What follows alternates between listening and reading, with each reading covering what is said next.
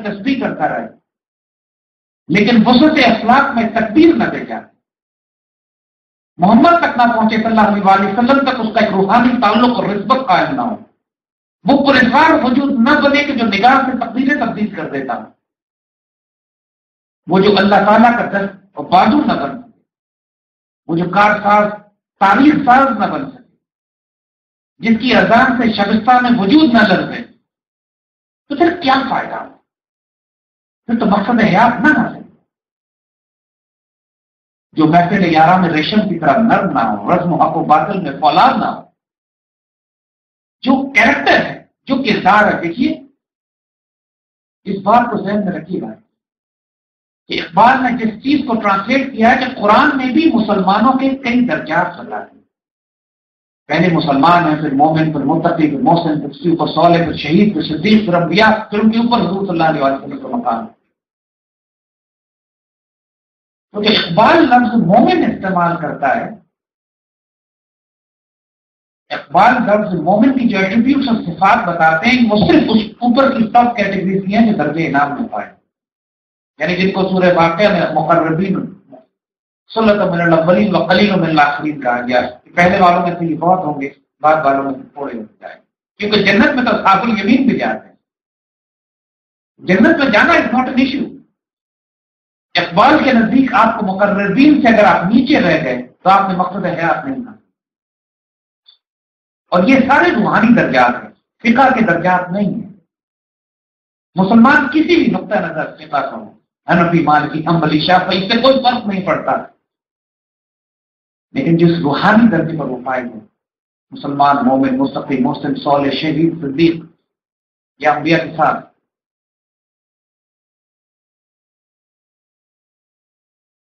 یہ حیرت انگیز تصور یہ ہمارے تعلیمی نظام کو جز ہوا کرتا ہے۔ ہمارے جو تربیتی منازل ہمارے بزرگوں کے پاس جن مدارس میں، جن اسکولوں میں تربیت دی جاتی تھی، وہاں ایک طرف فقہ سکھایا جاتا تھا، دوسری طرف تزکیہ اور احسان کی تربیت دی جاتی تھی۔ یہ علوم تزکیہ اور احسان میں آتے ہیں، یہ وہ علوم ہیں جو جنید بغدادی اور حسن بصری نے آگے لے کے بڑھایا جن کو، اور اس کے ساتھ فقہ کے وہ علوم تھے جو امام احمد بن حنبل، شافعی، مالک اور ابو حنیفہ آگے لے کے چلے۔ ایک ظاہری ڈائمنشن تھی دین کی، ایک روحانی ڈائمنشن تھی دین، اور یہ دونوں سلسلے ساتھ ساتھ چلا کرتے ہیں۔ روحانی تربیت اسی طرح واجب اور لازم ہے جس طرح ظاہری دن کی فقہ کے معاملات اور مسائل جاننا ہے،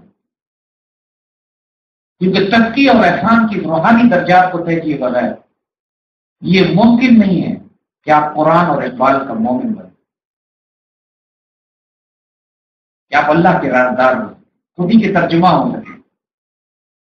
یہ کانسیپٹ آف خودی اقبال دیتے ہیں اپنے کلام میں، ایک حیرت انگیز تصور جو ان سے پہلے یا ان کے بعد کسی مسلمان مفکر دانشور نے 1400 سال کی مسلمان تاریخ میں اس لفظ کو استعمال ہی نہیں کیا۔ یہ لفظ ہی پہلی دفعہ اقبال نے دیا ہے، خودی کا۔ اور خودی کے لیے جو آسان لفظ عام فہم سمجھنے کے لیے ہے وہ حقیقت انسانیت، انسان کی ریالٹی۔ جب وہ ایمفسائز کرتے ہیں، اصرار کرتے ہیں کہ اپنی خودی پہچان، نو یور سیلف، جو ایک مشہور مقولہ ہے اہل عرفان میں کہ وَمَنْ عَرَفَ نَفْسَهُ فَقَدْ عَرَفَ رَبَّهُ، جس نے اپنے نفس کو پہچانا اس نے اپنے رب کو پہچانا۔ اور جو قرآن کی آیت ہے نَسُوا اللَّهُ فَأَنسَاهُمْ أَنفُسَهُمْ، انہوں نے اللہ کو بھلا دیا تو اللہ نے ان کو یہ بھلا دیا کہ یہ خود کون ہے۔ نَسُوا اللَّهُ فَأَنسَاهُمْ أَنفُسَهُمْ، تو جب آپ اللہ کو یاد کرتے ہو تو پھر اللہ آپ کو یہ یاد کرا دیتا ہے کہ آپ کون ہیں۔ اور جب انسان کو یہ معلوم ہو جائے کہ میں کون ہوں، پھر وہ اس کی صلاحیتیں نکل کے سامنے آنے لگتی ہیں۔ اس کو یہ معلوم ہو جاتا ہے کہ سبحان اللہ، مجھ میں یہ پوٹینشیل ہے کہ میری نگاہ سے دل سینوں میں کام ہو، مجھ میں یہ صلاحیت ہے کہ لوح و قلم میرے ہاتھ میں ہو، مجھ میں یہ صلاحیت ہے کہ خدا بندے سے خود پوچھے بتا تیری رضا کیا۔ سیلف اویئرنیس کا سفر، یہ سارا سفر سیلف انلائٹمنٹ، سیلف اویئرنیس کا ہے، اپنے آپ کو جاننے کا، اور اس کے طریقے بتاتے ہیں اس سفر کو حاصل کرنے کے طریقے کیا ہیں۔ اور سب سے پہلا اس کا ایٹریبیوٹ یہی ہے دیکھو اپنی عزت نفس، اپنی آبرو، اپنی سیلف رسپیکٹ، اپنی ڈگنیٹی کو، اپنی غیرت اور عزت کو نیلام نہیں کرنا، اس کو کمپرومائز نہیں کرنا، کیونکہ یہ سفر ہی شیروں دلیروں اور غیرت مندوں اور اللہ کے باعزت بندوں کا۔ میرا طریق امیری نہیں فقیری ہے، خود ہی نہ بیچ، غریبی میں نہ ہے۔ طائر لاہوتی اس رزق میں موت اچھی، جس رزق میں آتی ہوں پرواز۔ طائر لاہوتی کا ہے ایک ایسا پرندہ، ایک ایسی برڈ جو ایسے مقام پر پرواز کرتی ہے جہاں پہ نہ عقل جا سکتی ہے نہ نگاہ پہنچ سکتی ہے۔ لاہوت کا جو مقام ہے وہ ایسی ڈائمنشن میں جو مسٹیکل مسٹیریس ڈائمنشن، اور پھر جب اس دنیا میں ایک طرف تو طائر لاہوتی کہا ہے کہ تمہارا روحانی وجود ایک ایسی پراسرار دنیا میں پرواز کرتا ہے کہ جس کو ناقل بیان کر سکتی ہے، ذہن پا سکتا ہے، لیکن دنیا میں جب تم آتے ہو تو ایک تمہارا زندگی گزارنے کا انداز شاہینوں کی طرح ہونا چاہیے، جس کی بلند پرواز بھی ہے، نگاہ بھی بہت دور تک دیکھتی ہے، اور شاہین کبھی بھی رزق حرام پر، مردار پر نگاہ نہیں پڑتا، صرف قوت بازو کے ساتھ خود شکار کرتا ہے، خود کھاتا ہے، کسی کا مردار نہیں لیتا۔ بلند پرواز ہے، بلند نگاہ ہے، نہیں تیرا نشیمن اصل سلطان پیغمبر، تو شاہی ہے بسیرا کر پہاڑوں کی چٹان،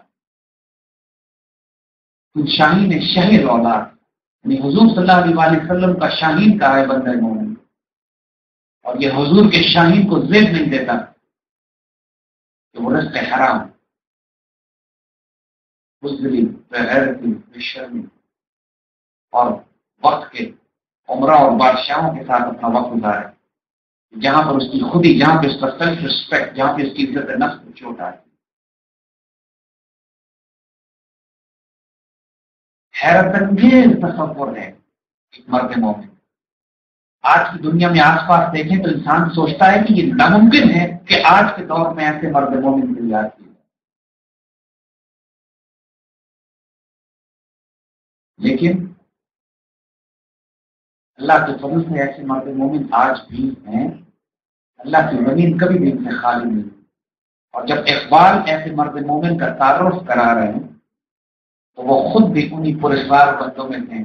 جو دیکھتے کچھ ہیں، حقیقت میں اس سے کہیں بھی نہیں۔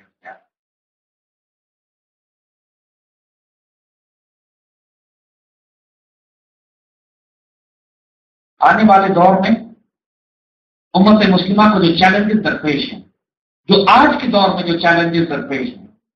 امت کے زوال کی بڑی وجہ یہی ہے کہ وہ تمام افراد جو دین کے لیے یا امت کے ریوائول کے لیے کام کرنا چاہتے ہیں، ان کی مسٹیکل اسپرچل ڈائمنشن کمزور ہوتی ہے، ان کا سارا ایمفسس اسٹریٹجی پہ، پالیسی پہ، ٹیکٹکس پہ اور حکمت عملی پہ تو ہوتا ہے، لیکن ان روحانی قوتوں کو، اسپرچل فورسز کو اپنے ساتھ استعمال کرنے پر نہیں ہوتا کہ جو فیصلہ کن ہوگی، جو ڈیسائسو ہوگی، جن کی وجہ سے تبدیلی آتی ہے۔ جنگ بدر کے موقع پر 313 کو نظر آتے ہیں دنیا کو،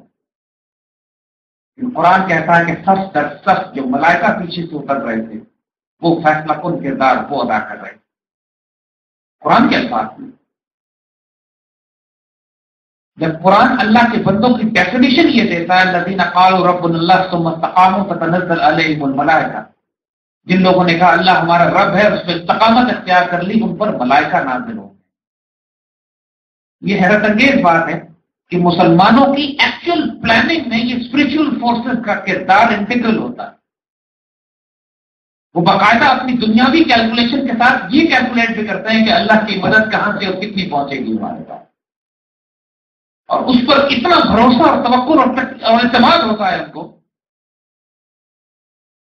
اور ایسا اعتماد ہوتا ہے کہ پھر اللہ کی غیرت گوارا نہیں کرتی کہ اپنے بندوں کو مایوس کر دے،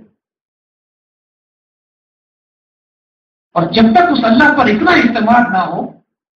کوئی ایسا کام کرنے نہ جائیں جو آپ کی صلاحیت سے زیادہ ہے، اور امت کا یہی المیہ،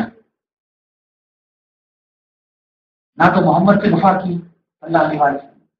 نہ محمد صلی اللہ علیہ وسلم تک پہنچے، نہ محمد بے رسالین کے دین تھما ہوا ہے، حضور تک پہنچو کہ تمہارا سارا دین اصل وہی ہے۔ ایک روحانی تعلق اتنا تو قائم کر لیں کم از کم کہ جس طرح سلطان نور الدین زنگی کا تھا، کہ صلیبی جنگوں کے دوران جب حضور صلی اللہ علیہ وسلم براہ راست